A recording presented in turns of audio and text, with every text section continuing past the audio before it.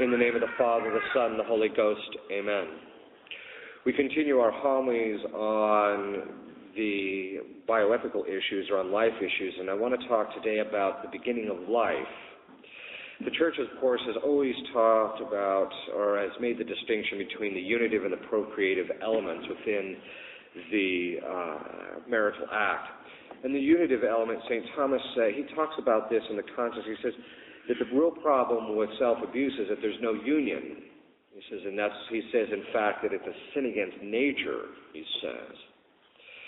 And then, of course, the procreative element, it's been the constant teaching of the Church that the primary end of the marital act is children. Now, I know that recently some people have tried to put the love of the spouse, mutual love of the spouses, on the same level as the having of children, but this is a novelty. The fact of the matter is that the very nature of the act, if you look at it, it's more fundamentally oriented towards children than the love of mutual spouses, even though that is part of it. The fact that this unitive and the procreative element are inseparable, we know from the Old Testament. That is, from the story of Onan, who God put to death because he separated these two. And this tells you about the seriousness of how God views this inseparability. It's grave matter. Now, of course, there are certain sins against this inseparability, and one of them is contraception.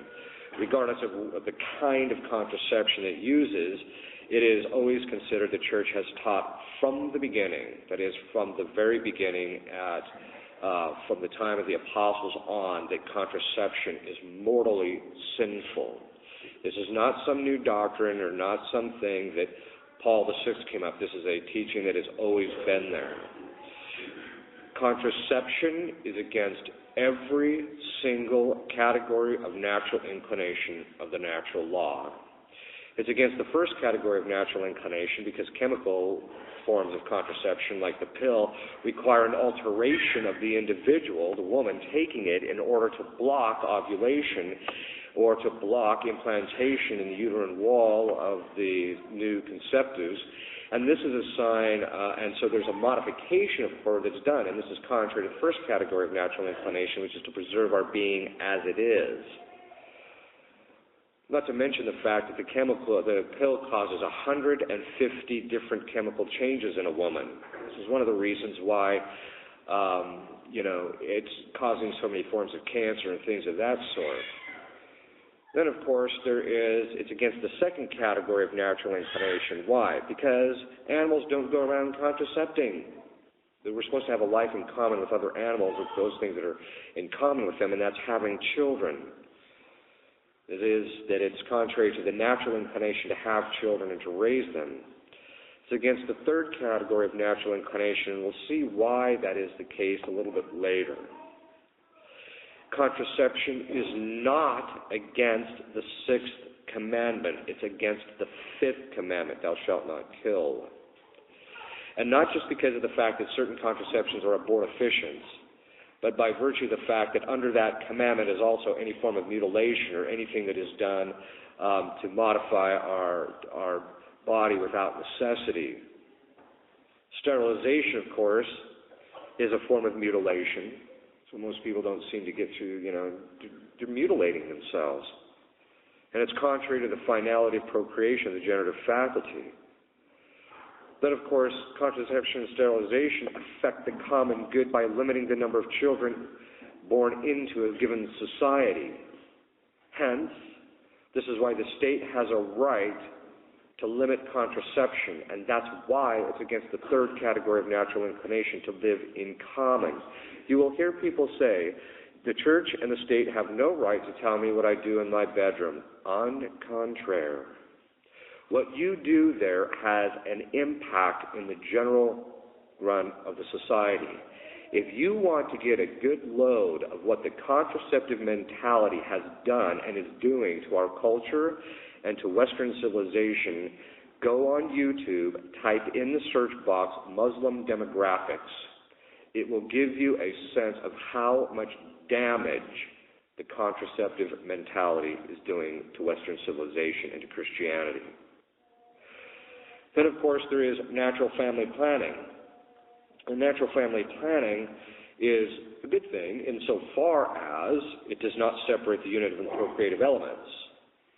Now, some people say that artificial contraception is wrong because it's artificial. No, that's not why it's wrong. It's wrong because it separates those two elements. It blocks the person from being able to, for nature to be able to reach its end for which it was ordered by God to do so, whereas NFP doesn't. But natural family planning can also be used in the wrong way. So even though in and of itself it's okay, the circumstances might be bad in its use by intention. For example, some people have a contraceptive mentality. They just think children are bad things. You know, they're too much of a burden. I don't want any more of them. You know, I've had my 4.6 children. That's enough. You know, what's the 0.6? Well, we're not sure about Junior over there.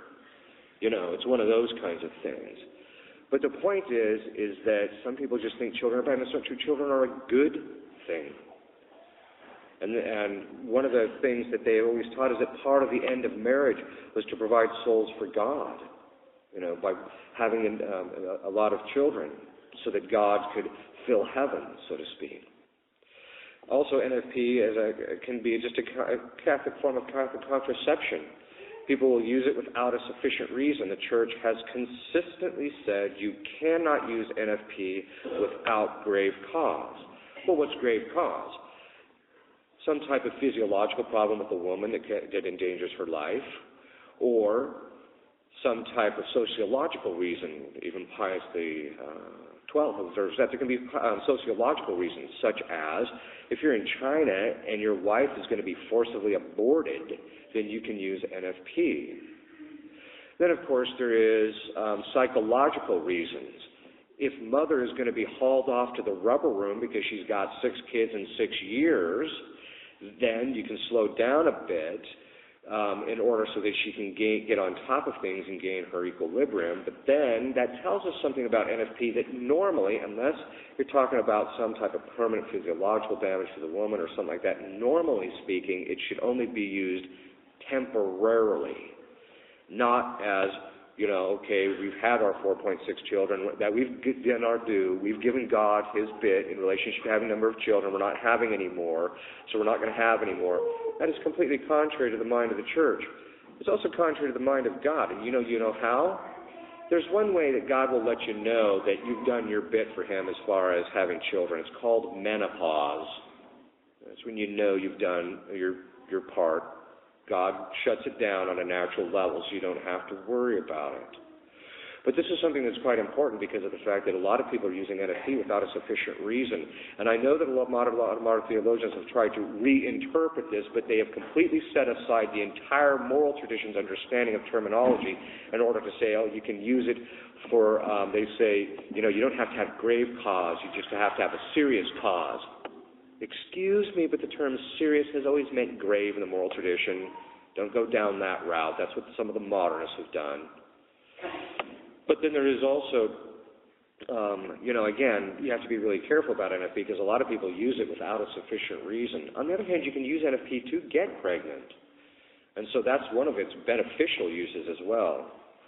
There's also certain kinds of fertility techniques. There's all sorts of kinds. We're not going to go into all of them. Some of them are in congruity with the natural law, and some of them are not. If they separate the unitive and procreative, they're not. If they aid it, then they are, generally speaking. But you should, if you get to the point where you're going to use fertility techniques, you should actually talk to a priest beforehand. Then there's the question of the use of hormonal therapy. You know, women have hormonal therapy in order to get pregnant. And there's a general set of principles that is when necessary and when it's proportionate to a woman's needs. In other words, when necessary. It should normally really only be done if you just can't have any more children, or if you're trying to determine, you know, what the hormonal imbalance is, so that you can make sure that ovulation occurs or an implantation occurs or things of that sort. And so, and a lot of times they'll, you know, you have to use the right medication for the right thing, so you should go to a specialist so they can actually determine what the woman's problem actually is, rather than just putting them on stuff that's going to cause other difficulties. One of the other things that you're seeing today, which is a complete abomination, is, and this, again, menopause is God's way, built into the natural law, telling it, okay, it's time to stop having children. A part of this is because of the fact that children require not just having them, but raising them. And in order to raise a child takes 18 years. The fact that women are having children as late as 69 years of age is absolute insanity. It's a sin against the child.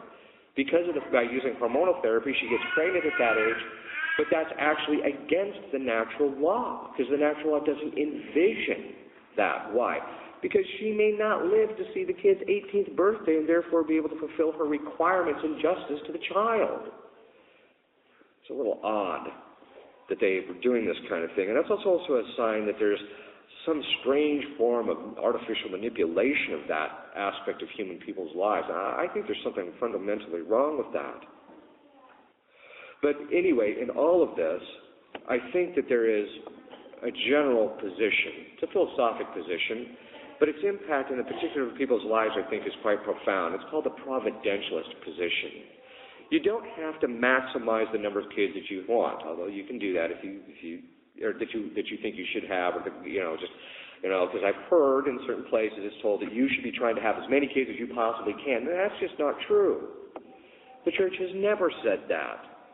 The church has just said you should accept and try and be open to as many kids as God wants, no more and no less. It's called the providentialist position. Just let God take care of it. He generally knows what's actually. When you're having kids, there's several factors involved in this. It's not just, I don't want to change any more diapers anymore. It actually has to do with the younger kids can sometimes have the greatest impact in the family. Sometimes the kids, the number of kids or the particular one that you would have is the one that would transform the family. Also, it could be the kid that God wants to have an effect in society, or what have you. But the point being is that you don't know the full scope of His providence in relationship to your children, and that's why you should just leave the number that you have, again, barring some type of grave thing that arises. You should just leave the number to Him. He's far more knowledgeable. He knows far more what you can handle than you do yourself. In the name of the Father, the Son, and the Holy Ghost. Amen.